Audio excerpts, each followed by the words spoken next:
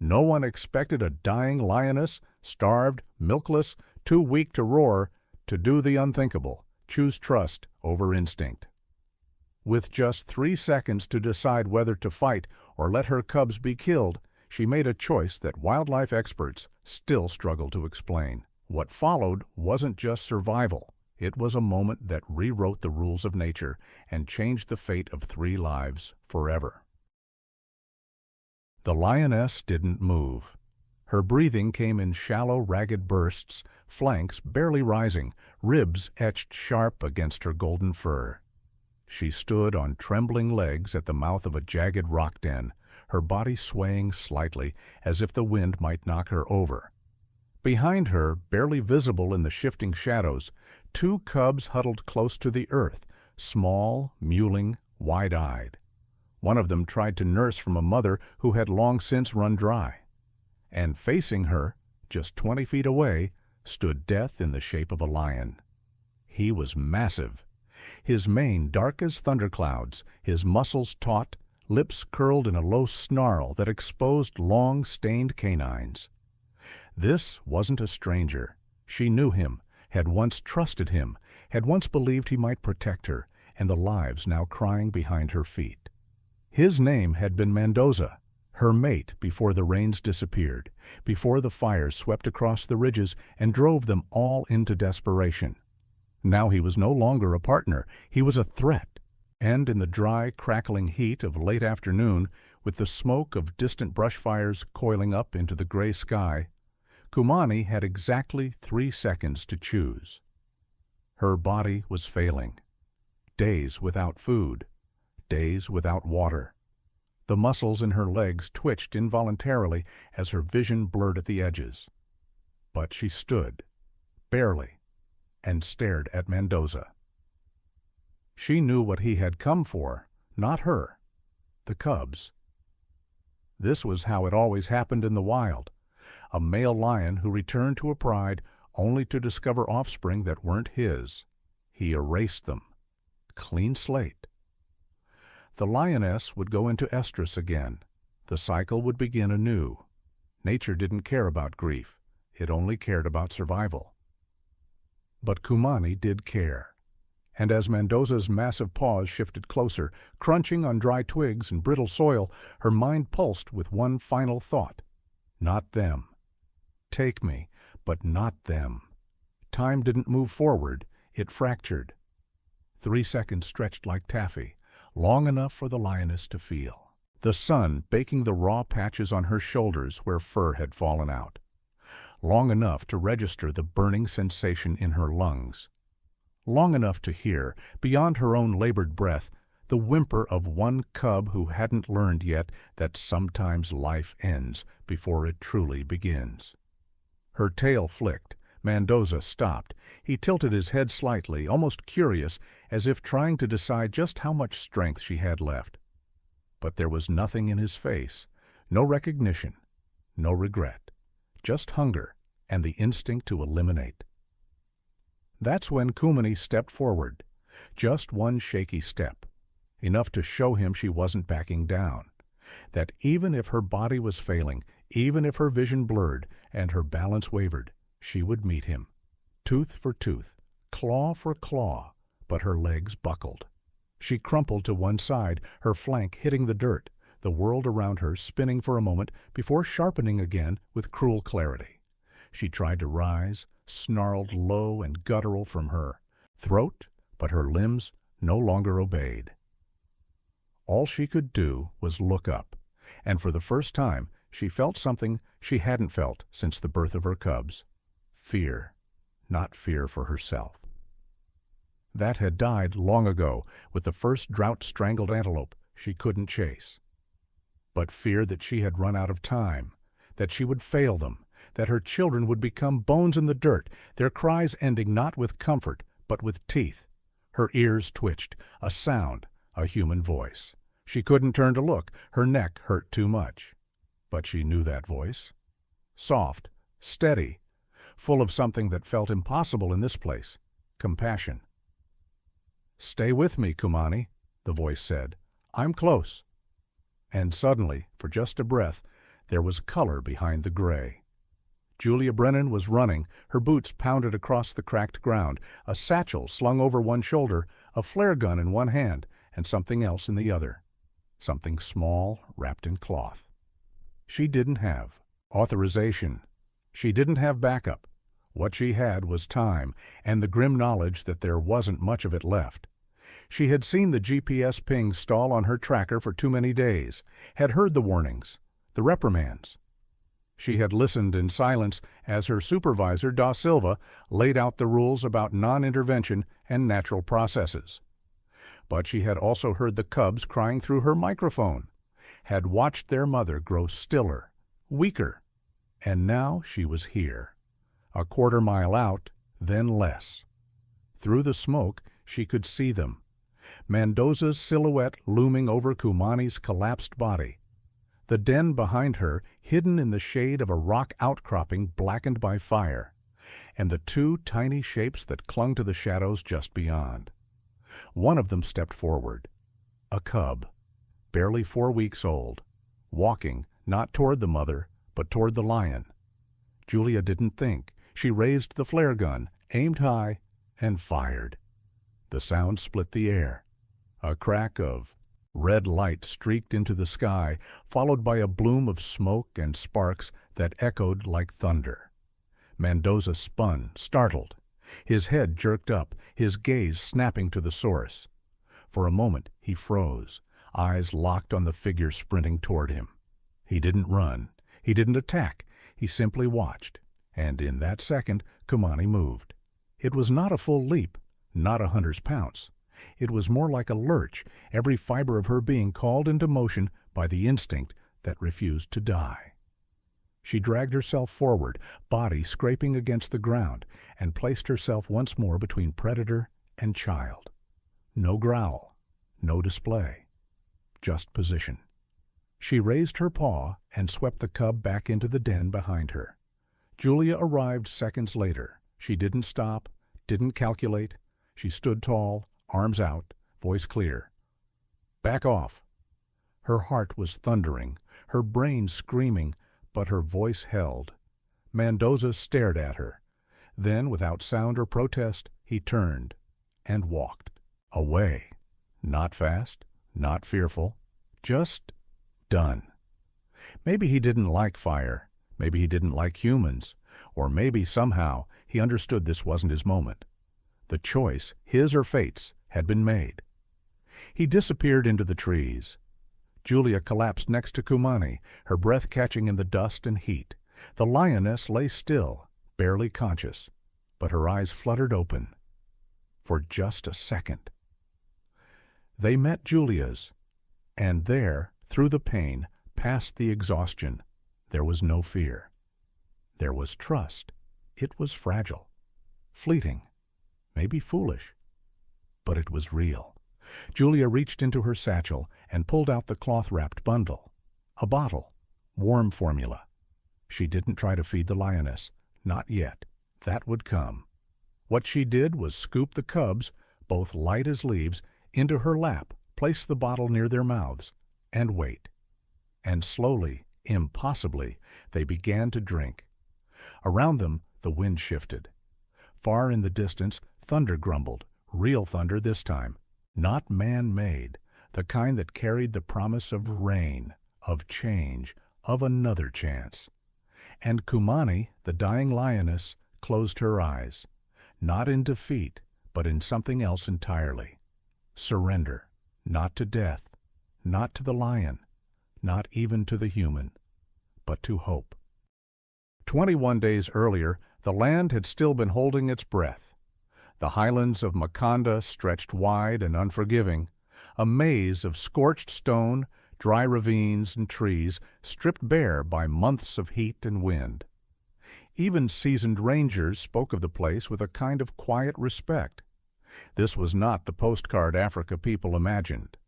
There were no endless green plains here, no easy water holes, no forgiving margins.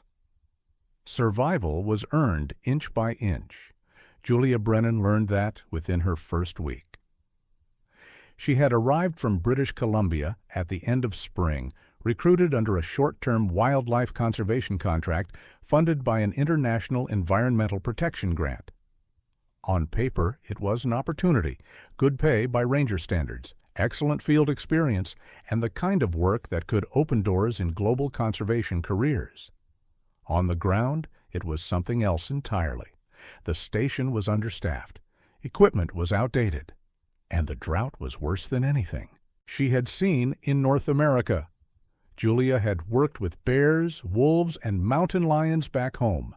She understood predators, she respected them. But nothing prepared her for the silence of Maconda, the kind of silence that settled in your chest and reminded you constantly that life here balanced on a thin and fragile line. On her 5th patrol, she found the trap. It was hidden beneath a low acacia, the metal cable looped expertly and anchored to a rock heavy enough to stop even a large animal. The trap itself was old, illegal, and deadly efficient. Julia saw it before she saw the blood. A lioness lay several yards away, half collapsed, her rear leg twisted at an unnatural angle. The cable had bitten deep into flesh, cutting circulation. Flies hovered in dense black clouds. The lioness's chest rose and fell in slow, angry breaths, each one accompanied by a low, warning rumble. Julia froze. Protocol was clear. Do not approach. Do not intervene without authorization. Poachers' traps were handled by specialized units, not field rangers on solo patrol. Any misstep could result in serious injury, or worse. But the lioness didn't charge. She lifted her head with effort, amber eyes locking onto Julia's. There was pain there, fear, and something else that unsettled Julia more than aggression ever could. Calculation.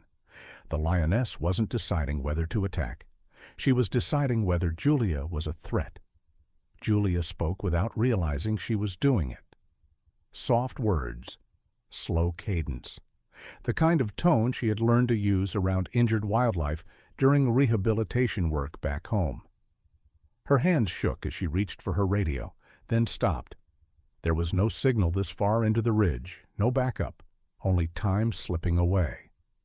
Julia made a decision that would later threaten her job, her reputation, and her future in conservation biology. She moved forward. It took nearly an hour. Cutting the cable, treating the wound as best she could with limited supplies, keeping her body low, her movements deliberate. The lioness growled once, a warning that vibrated through Julia's bones, but she never lunged. When it was over, the lioness staggered to her feet and limped away into the rocks without looking back. Julia sat in the dirt long after, heart racing, adrenaline still buzzing in her veins. She told herself she had done the right thing. That saving one life mattered, even in a system built around populations and long-term ecological balance. Later that evening, she filed her report. She left out details. She called it Observation of an Injured Adult Female. She mentioned signs of poaching activity. She did not mention her hands on the cable, or the blood on her uniform. The lioness returned 3 nights later. Julia was on watch near the perimeter fence when she saw the shape moving just beyond the floodlights. Familiar, limping slightly, watching. That was when Julia named her, Kumani. It was a word she had learned from a local tracker, a word that meant resilience, quiet strength, the kind that didn't announce itself. The name fit. Over the next 2 weeks, Kumani appeared often, always at a distance, always silent. Julia never approached. She never followed. She respected the boundary. But something between them had shifted. Trust, fragile and unspoken. Then the fires started. Dry lightning ignited the southern ridges, pushing animals north and forcing predators into closer contact with one another. Julia watched as the dynamics changed. Territories collapsed, old alliances dissolved, new threats emerged. It was during this chaos that Kumani disappeared. Her GPS collar, placed months earlier by another research team, stopped moving. Julia noticed it during a routine data review tied to a wildlife monitoring program funded through a long-term environmental insurance initiative. 5 days, no movement, no relocation. Julia brought it to her supervisor, Da Silva. He didn't look up from his desk when she spoke. "Collars fail," he said. "Batteries die. Data glitches." "She's injured," Julia said. "I treated her. She won't survive this drought without help." That got his attention. Da Silva leaned back, fingers steepled. He reminded Julia of policy, of liability, of how quickly a conservation career could end if boundaries were crossed. He spoke of donor accountability, risk management, and the dangers of anthropomorphism in wildlife research, terms Julia knew well, terms often repeated in high-level discussions about sustainable conservation funding and environmental risk assessment. "Non-intervention is not cruelty," he said. "It's discipline." Julia nodded and walked out. That night she packed a bag: water, nutrient supplements, formula approved for large mammals, items she paid for herself through a private health and travel insurance plan she'd taken out before leaving Canada, never imagining it. Might one day cover an evacuation? Or worse. She told herself she was just checking, just observing, but deep down she knew. Once you choose to see an animal as more than data, there's no going back. Somewhere in the dark, Kumani was lying still, and time was already running out. It happened on the 7th morning of silence. The air was still, heavy with ash and heat, the sun bleeding across the highlands like a slow wound. Not even the birds dared to sing. The land was too quiet, too tense, the way it gets before a storm, except no storm came. Just more waiting, more dying. Julia stood at the edge of Ridge Sector 5, eyes scanning the ridgeline. Kumani's GPS collar had blinked to life briefly, showing movement just a few hundred meters from the eastern boundary. Then it went dark again. She didn't know what was worse, no movement, or movement that stopped too soon.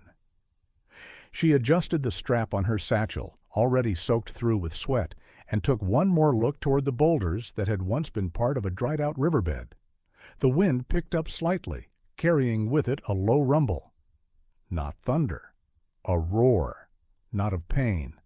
Not even of warning. A roar of claim. Julia froze. She knew that sound.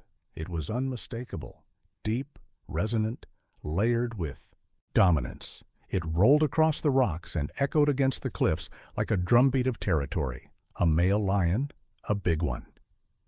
She turned slowly, scanning the horizon. And then she saw him. Mendoza. She didn't know his name, not yet. That would come later, after the scars, after the chase, after the moment everything split in two.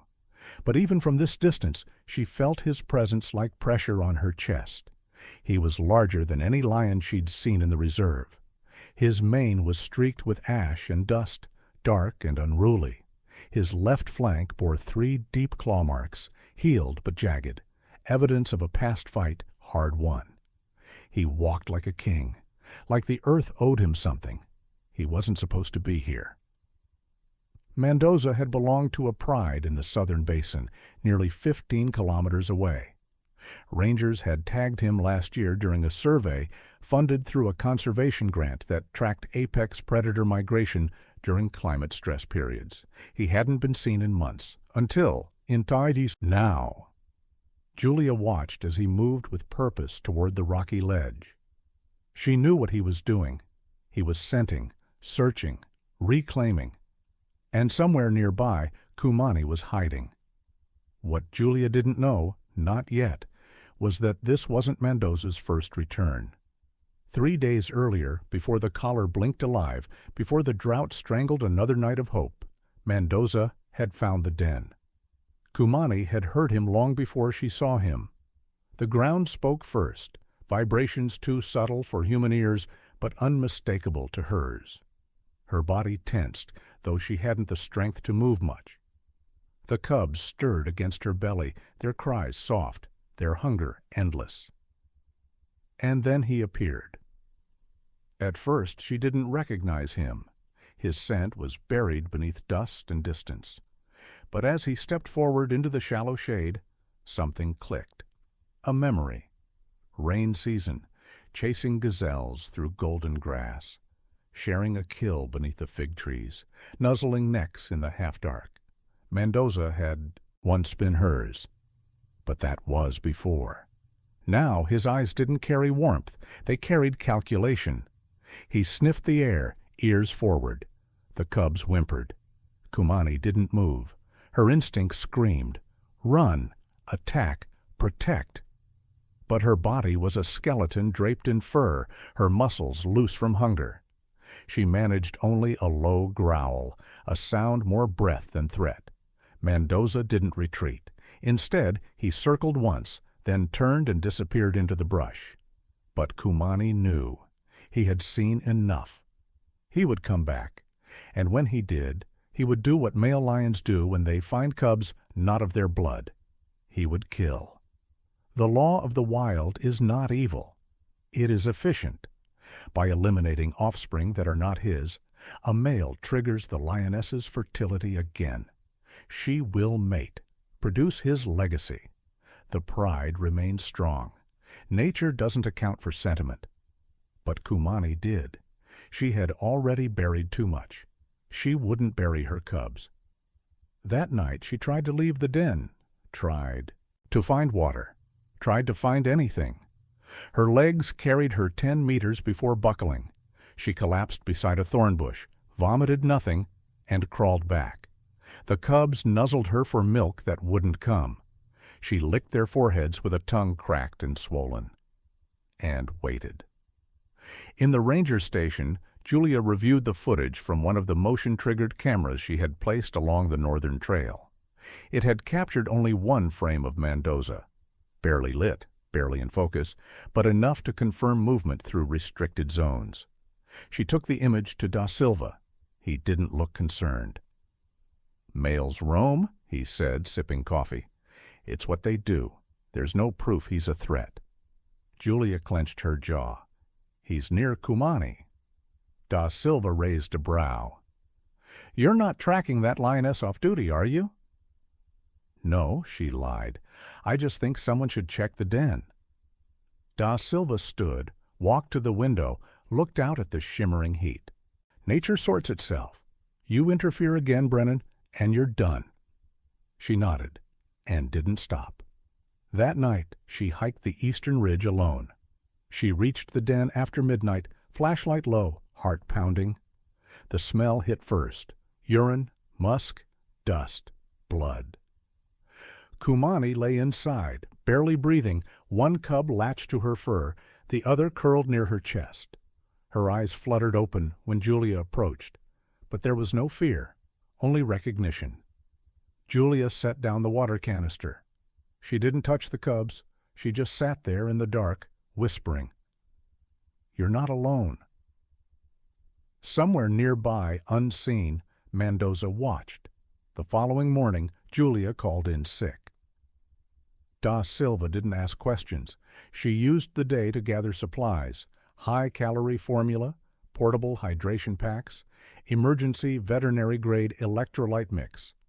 Items normally used in high-risk rescue zones, now repurposed for a rescue that would never be officially acknowledged. By dusk, she returned to Maanatul's, the ridge. But Kumani was no longer alone. Mendoza stood at the top of the hill, silhouetted against the bleeding sky. He wasn't snarling. He didn't need to. His presence was declaration enough.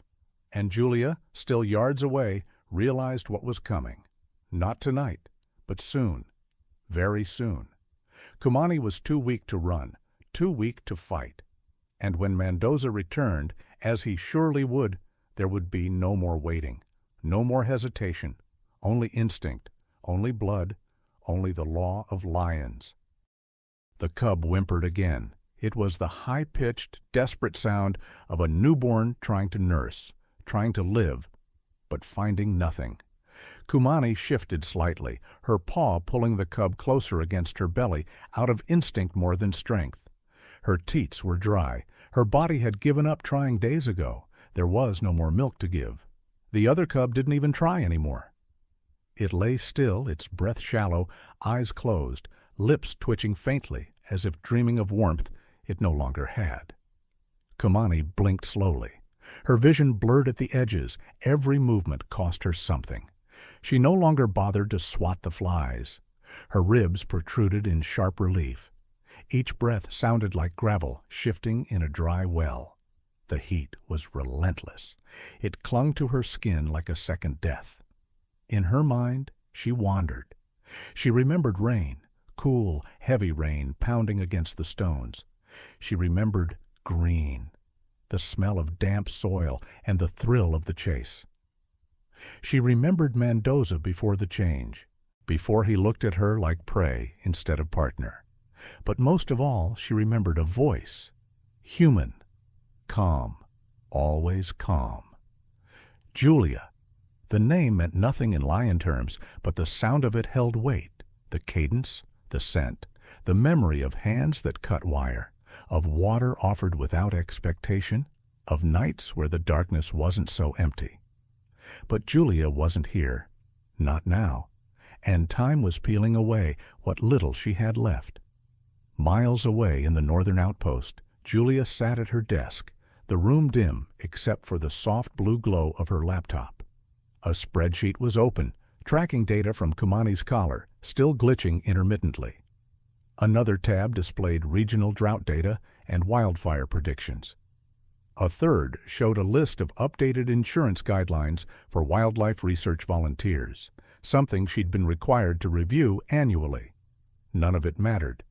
She closed the laptop and leaned back. On the wall was a map of the reserve. She'd marked it with small red pins, each one a place where she'd seen something unforgettable. A leopard with a torn ear watching the stars. A baby elephant trying to lift a stick with its trunk and failing repeatedly. Kumani, limping but alive, stepping away from that cruel snare as if daring the world to challenge her again. And now, nothing. 5 days of no movement, then a single blip. And then stillness again. Julia rubbed her eyes. She was supposed to report to the main camp the next day to assist with a new drone surveillance initiative, funded by a corporate sponsorship focused on environmental data security and wildlife monitoring. It was good work, smart tech, real funding. But she couldn't stop thinking about the cubs. She got up and walked to the storeroom. She filled her backpack with powdered formula, hydration packs, a collapsible water dish, and a small medical kit she wasn't supposed to access without clearance. She hesitated at the door, then added one more thing: her phone with a fully charged battery and a high-resolution camera. If anyone tried to punish her, she would show them the footage. Let them explain to donors why a lioness with 2 cubs had been left to die under their watch. She drove fast, too fast for the dusty roads, but she didn't care. The sun was low when she reached the edge of the ridge. By the time she hiked up the final slope, dusk had fallen and the sky was the color of old bruises. She paused just outside the den. The smell was worse now. Decay. She stepped into the rock crevice slowly, heart thudding. Kumani didn't lift her head. Her eyes fluttered. Her breathing was erratic. But she was alive. The cubs were pressed against her, their fur dusty and dull, tiny sides rising with effort. One of them gave a dry little chirp, then fell silent again. Julia didn't speak. She unpacked slowly, mixed formula with trembling hands, warmed it by cupping it under her jacket, placed it inside a soft-tipped feeding syringe. Then, inch by inch, she moved closer. She held out the bottle toward the stronger cub. It didn't respond. She pressed it gently to its lips. After a moment, the cub's mouth opened. It latched weakly and drank. It was the sound that undid her. That soft, rhythmic sucking, the same sound human babies make when their world is finally righted. She choked back tears, reached for the second cub. It took longer, but eventually that one drank too. Kumani's eyes opened. They locked on Julia's. For one terrifying second, Julia thought the lioness might lunge. Even dying, a lioness could maim. But Kumani didn't move. She watched. Just watched. And something passed between them again. Not understanding, not gratitude, but something close. The moment broke when a twig snapped outside. Julia froze. She knew that sound. Heavy, deliberate. Mendoza. She couldn't see him, but she could feel him watching. The back of her neck prickled. The air thickened. She whispered to the cubs, low and soft. Kumani stirred. Her ears twitched. Julia didn't dare turn her back on the den entrance. She reached for the collapsible dish, poured water, nudged it toward Kumani. The lioness lifted her head half an inch. Her tongue moved. She drank, slow, sloppy, desperate. The bush outside rustled again, and then went still. Mendoza didn't enter. Not tonight, but the warning had been delivered. Julia knew what it meant. Time was out. The next time he came, he would not wait. She stayed with Kumani through the night, dozing in short bursts, waking at every shift of the wind. The cubs curled beside her, warmer now, breathing easier. One even mewed in protest when she tried to adjust its position. By dawn, Kumani had finished the entire water dish. Julia stepped outside, stood in the early light, and finally made a call she'd been dreading. The line crackled. "Dr. Lawazi?" A pause. "You shouldn't be calling me, Brennan." "I know." A longer pause. "You're at the den?" "I am. She's dying. The cubs are worse. I need help." Silence. Then, "Meet me at the old observation station. 1 hour." The line went dead. Julia packed quickly, leaving a second water dish, fresh formula, and a blanket near the cubs. As she walked down the ridge, her phone buzzed. An email from Reserve Management. Subject line, Wildlife Interaction Violation Warning. She didn't open it, didn't need to. She'd already made her choice, and Kumani had already made hers. They just needed one more day. One more chance to outrun death. It began with silence. Not the hush of dawn or the muffled calm before a storm, but something else.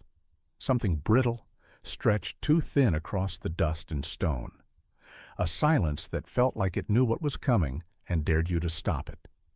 Julia felt it before she saw anything. She was hiking back toward the den after her meeting with Dr. Lawazi, the old vet who had reluctantly agreed to provide a small IV kit and formula concentrate. He hadn't said much, just handed her the pack and reminded her not to hope too hard. "Even love has limits in the wild," he'd murmured, almost to himself. Her boots crunched over dry gravel as she reached the crest of the ridge, her breath short from the climb. The sun was climbing too, already glaring white through a pale haze. She crested the final rise, heart thudding, and then she saw the tracks, large, heavy, fresh. Mendoza. Julia broke into a run, down the slope, past the shattered baobab, through the narrow rock channel that led to the den. The air seemed thinner here, the world smaller. Her pack thumped against her back with every step. She didn't stop until she reached the opening, and then she froze. The den was empty. No cubs, no Kumani, no sound. Just a faint smear of blood trailing across the rock, disappearing into the brush. Her lungs collapsed. Her knees gave way. She dropped to the ground and stared at the trail like it could change if she looked long enough. But the facts didn't bend. Something had happened here. Something violent. Something final. She forced herself to stand. She followed the blood trail, barely visible, more a memory than a path, until it vanished in the shadows of the scrub. Her hands trembled as she reached for her phone, heart screaming at her to keep searching. But the wild didn't play fair. It didn't give second chances just because you cared. She circled for 30 minutes, an hour. Nothing. No prints, no bodies, no sounds. And then, from somewhere deeper, in the thicket, she heard it, a snarl, sharp, close.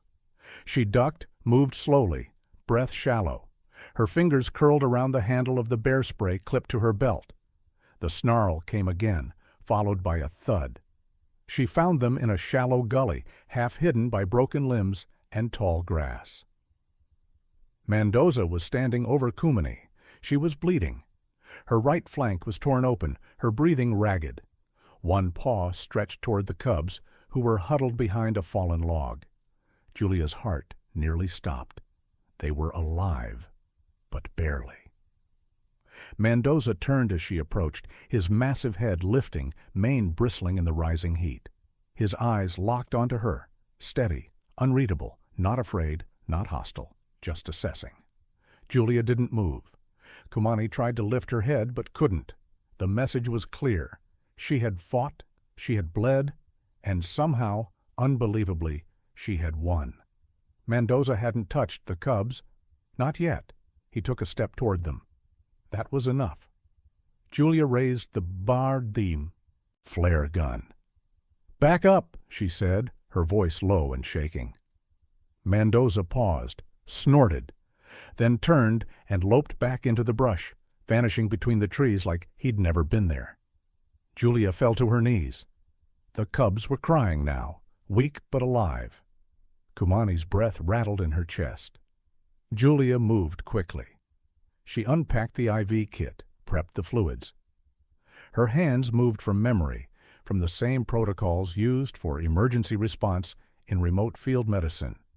The same supplies she'd once used to save a frostbitten lynx back in British Columbia. She inserted the line carefully, her fingers bloody, the Lioness unmoving. Slowly, drop by drop, hydration began to return to a body already shutting down. The cubs nuzzled their mother, pushing against her flank. Kumani opened one eye. She saw Julia. She saw the bottle. And she didn't move, didn't growl, didn't flinch.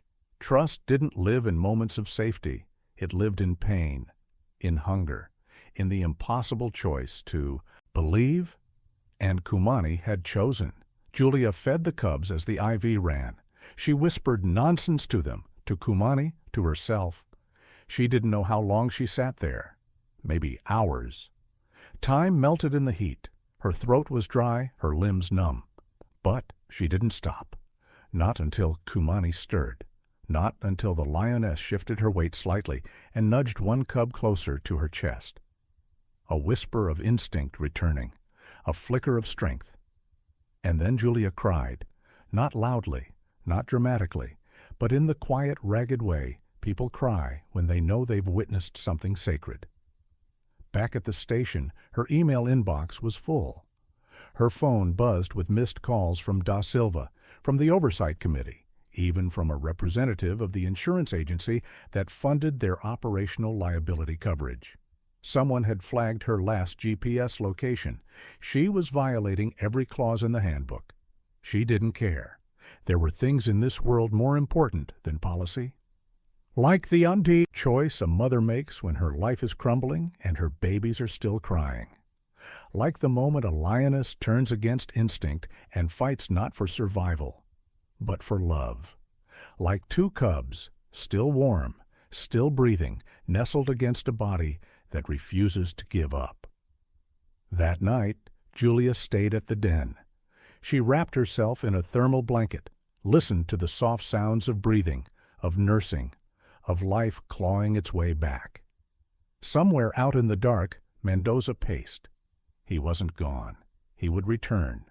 But not tonight. Tonight, the den was whole. And Kumani, battered, bloodied, unbroken, was still a mother, still alive, still fighting. She knew the rules before she ever set foot in the reserve. The orientation packet had outlined them clearly.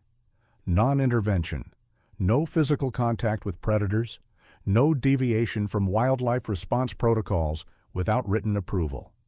Every form she'd signed, every seminar she'd passed, every clause in the International Wildlife Conservation Insurance Policy she'd agreed to, it all said the same thing.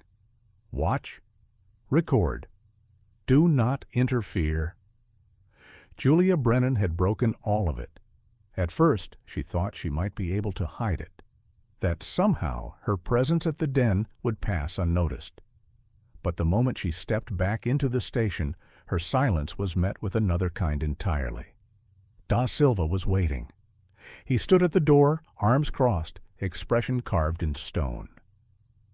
Behind him, the operations room was quiet. Too quiet.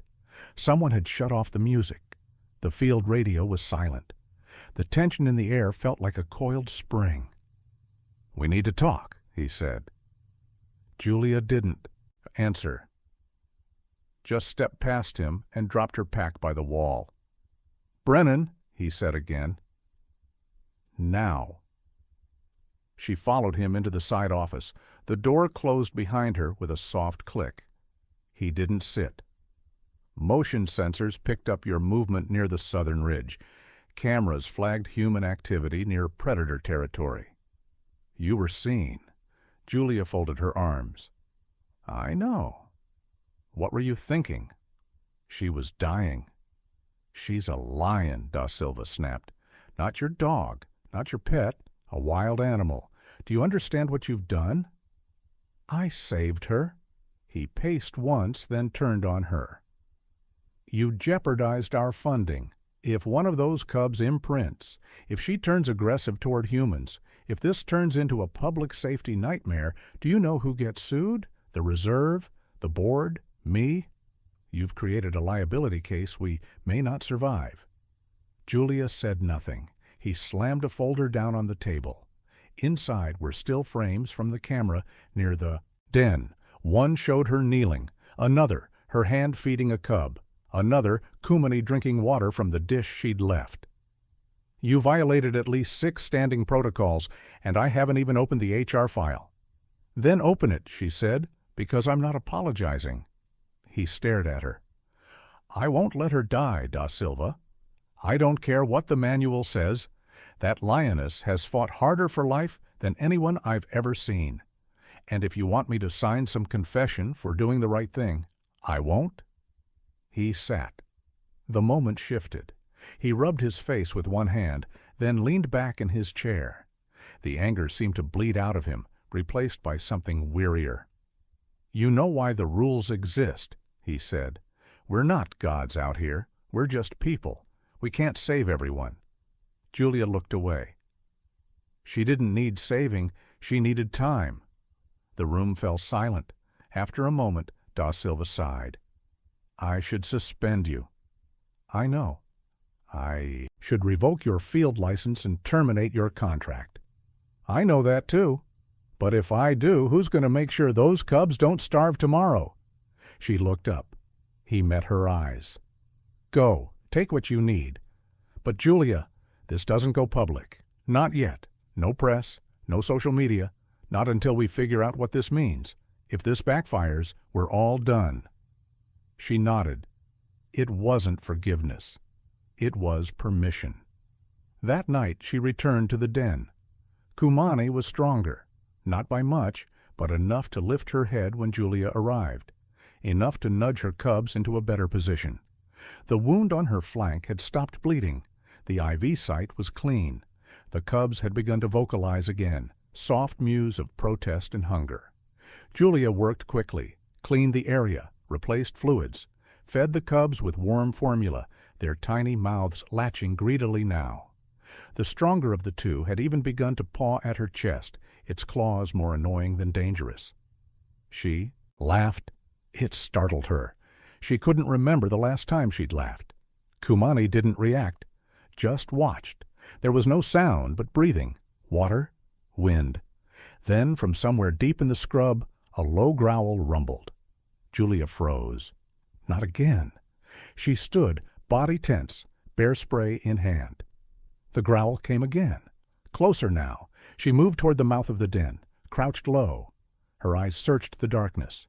Silence. Then a shape emerged. But it wasn't Mendoza. It was smaller, leaner. Another lioness.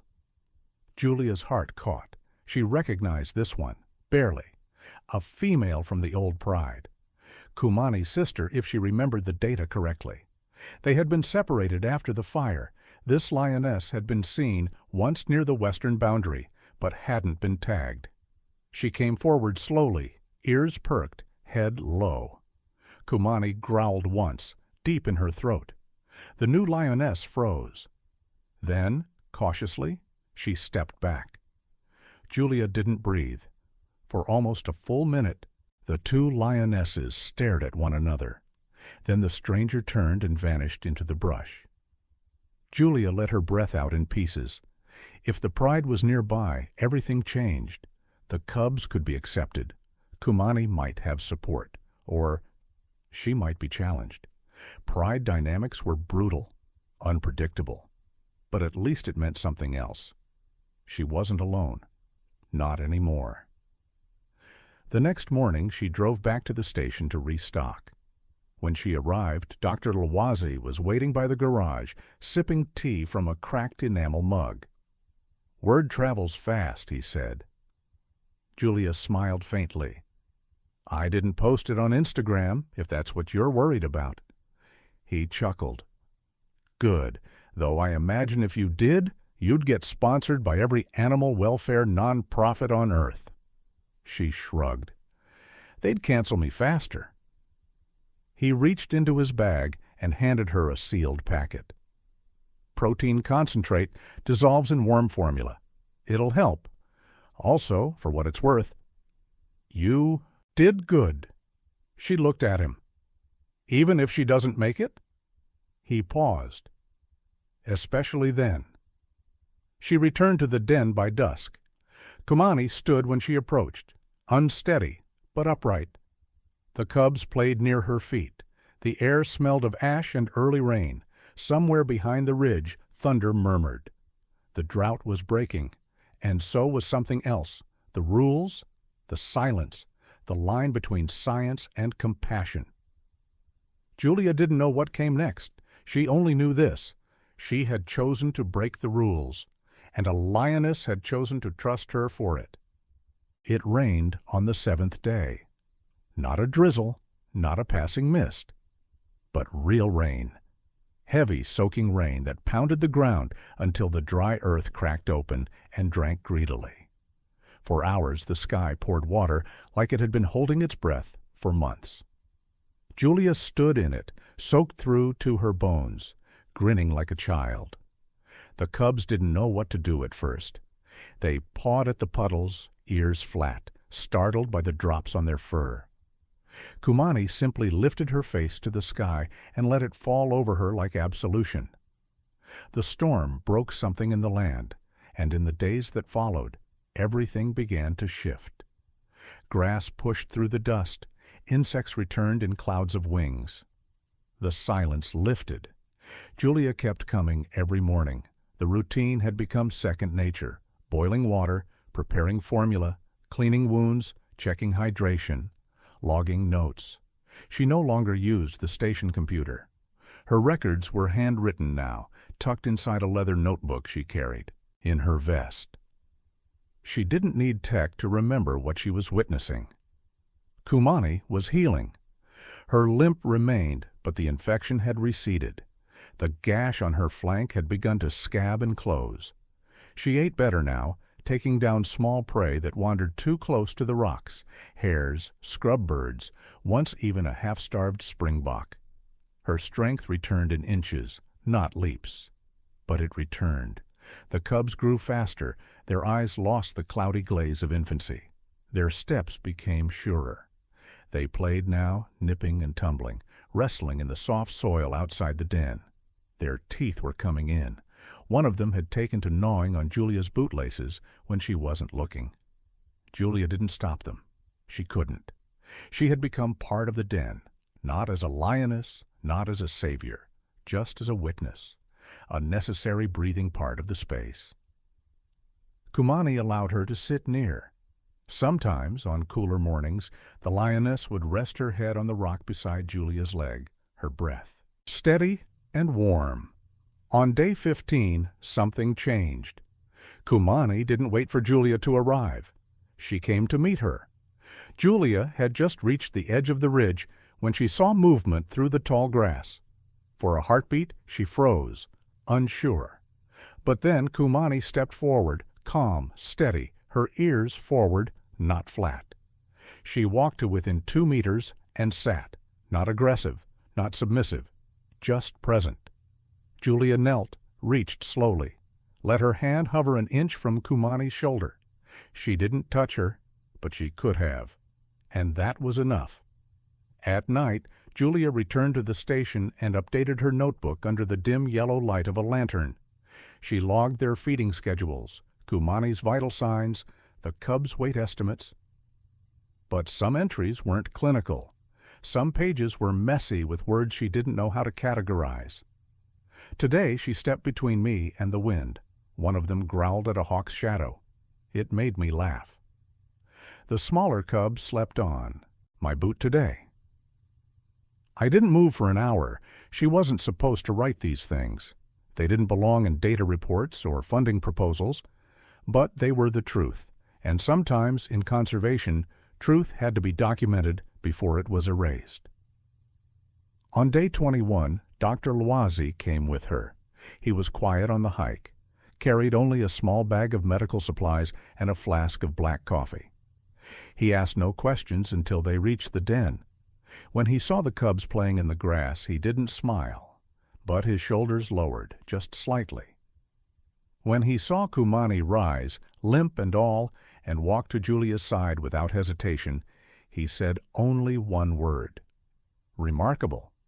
He spent 2 hours examining her, checking the healing wound, inspecting the IV site. The cubs nipped at his boots. He pretended not to notice. But as he packed up to leave, he said something Julia wouldn't forget. She's not just alive, she's becoming wild again, and somehow she remembers that it was your presence that allowed it. Julia looked at him. Is that dangerous? He shook his head. It's not danger I see in her eyes. It's calculation. She's deciding when to let you go. On day 25, Kumani brought her a gift. It was a small carcass, an impala fawn, not freshly killed, but recent. She dragged it to the edge of the den, dropped it, and sat back. Julia stared at it, confused at first, then looked at Kumani. The lioness gave a soft huff, stood, and returned to her cubs. Dr. Loisy, when told, said it was called reciprocity behavior. Not common, almost never seen in lions, certainly not between a predator and a human. She's offering food, he said. That's recognition, maybe even respect. On day 29, the cubs ate their first solid meat. It was messy, hilarious, beautiful. Kumani tore strips from a fresh kill, dropped them clumsily near her offspring. The cubs sniffed, pawed, bit, gagged, tried again. It noyaki wasn't pretty, but it was a milestone. Julia sat nearby, a soft smile on her face. She didn't help. She didn't need to anymore, and that was how she knew what tomorrow would bring. Day 30, the goodbye. It came with no warning, no fanfare. Kumani stood at dawn, stretched, called to her cubs with a deep, throaty grunt. They followed. She began walking, not hunting, not wandering, leaving. Julia stayed behind. She watched the golden shapes disappear into the tall grass, the cubs tumbling after their mother like wind-tossed leaves. She felt the stillness settle in around her, the absence. Then she packed up her things and walked home. Back at the station, she opened her email. A new message sat at the top of her inbox. Subject: Nomination, International Wildlife Hero Award. She stared at it, didn't open it. Instead, she turned off the screen, walked to the porch, and sat in the quiet. Out there, beyond the rise, beyond the map, was a lioness who had made it through the fire, the hunger, the blood. A mother who had chosen to trust, a ranger who had chosen to break the rules, and 30 days that would change them both forever. 2 years later, the grass grew tall in the southern basin. The land had healed, mostly. The rains had returned, not as generous as before, but steady enough to bring back the herds. Impala. zebra, springbok. With prey came the predators, and with them life returned to its brutal, beautiful rhythm. Julia Brennan had changed too. She no longer wore the rookie's khaki. Her badge now read Lead Field Ranger, a title earned not through politics or policy, but through scars, silence, and moments that would never fit neatly into reports or conference talks. She didn't speak much about the Lioness, not anymore. People asked, of course they asked, at events, during interviews. In the occasional documentary feature about ethical conservation, there were always questions, always cameras looking to capture that one miracle moment between woman and wild. But Julia never gave them what they wanted. She didn't show the photos, didn't sell the footage, and she never once used the word friend. Because that wasn't what it was. It had been something quieter, harder, braver. It had been a choice. On a late afternoon in August, Julia found herself back in the southern sector. She was doing routine maintenance on one of the newer solar-powered water pumps, part of a sustainable development initiative funded by an international conservation tech company specializing in environmental monitoring and wildlife satellite tags. The tech was good, better than anything they'd had when Kumani was starving beneath those blackened rocks. The sky had started to shift, that deep golden hue that only came just before dusk. The air smelled of dust and salt. Birds dipped low over the grass. Then she saw them, 3 lions, far off, moving with purpose. She lifted her binoculars, adjusted the focus, and her breath caught. The lead female was massive, bigger than she remembered. Her coat shimmered with power, her shoulders rolled like liquid muscle. There was a pale scar running down her flank, just above her back leg. Barely visible unless you were looking for it. Julia was. The lioness paused, turned her head, looked straight toward the ridge. The 2 younger lions, adolescents now, flanked her loosely. A male and a female, not quite grown, but big enough to hunt. The male had Kumani's eyes. The female had her stride. They didn't see Julia, but Kumani did. Even from 400 meters away, Julia knew the lioness recognized her. Not by sight, maybe, but something else. Something in the stillness between them. In the way the lioness stopped mid-step, ears forward, tail low, body alert, but not tense. They stood like that for a moment that stretched thin and long. 2 years of silence collapsed into a breath. Then Kumani turned away. She didn't linger. She didn't look back. She resumed her path toward the hunting grounds beyond the ridge. Her cubs, grown now, followed close. The grass swallowed their shapes. Julia lowered the binoculars. She didn't cry. Not this time. That night, she sat on the porch of the ranger station, watching the stars rise, cup of strong instant coffee cooling beside her. A soft breeze stirred the acacia branches. Somewhere in the darkness, a lion roared, deep and far off. She smiled. Inside, on her desk, was a letter, an official offer from an international foundation that supported female-led wildlife rescue organizations. The grant was significant. Enough to fund a mobile veterinary unit, GPS drone support, even a scholarship fund for young girls in conservation science. They wanted her to lead it. She hadn't said yes yet, not because she didn't want to, but because it meant leaving this place. And Kumani had been her beginning. She pulled out her old leather notebook, flipped past the data logs, past the medical notes, past the scribbled thoughts and late-night hopes. On the last page, there was only one line. She didn't need me to be human. She just needed me to stay. In the weeks that followed, Julia saw Kumani again, not up close, not like before, always distant, but always present. Sometimes she walked near the ranger truck. Sometimes she led hunts across the basin, efficient and brutal. And sometimes, on quiet mornings, she would appear on the infrared satellite feed from the reserve's new AI-powered wildlife tracking system, a soft signature of heat against the grass.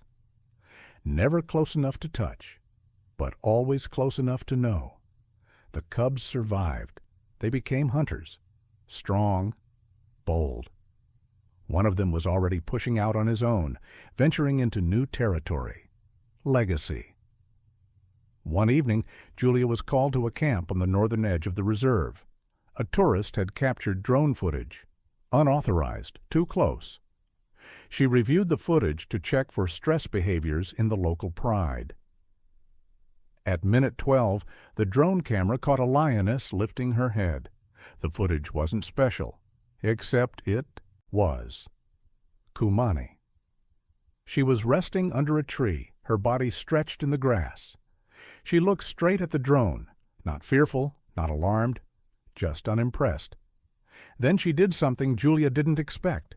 She stood, walked toward the drone, and with a casual swipe of her paw, knocked it from the sky.